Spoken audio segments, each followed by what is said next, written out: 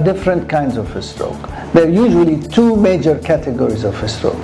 The most common is what we call ischemic stroke, where there is ischemia. As I said in my introduction, where there is a condition where not enough blood supply gets to the brain and the brain dies, the brain cell dies.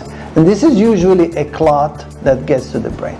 4 out of 5 patients, when they have a stroke, usually suffer from lack of blood supply reaching the brain, more than likely from a clot that has migrated to the brain.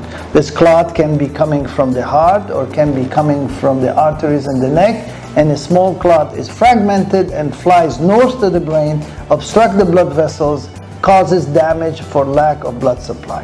That's 4 out of 5 patients.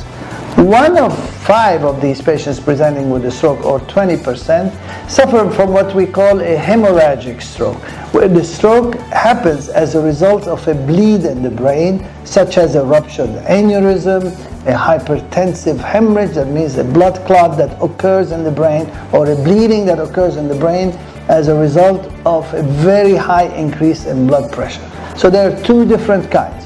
One, hemorrhagic stroke, which is the least common, from a ruptured aneurysm or it's severe bleeding in the brain.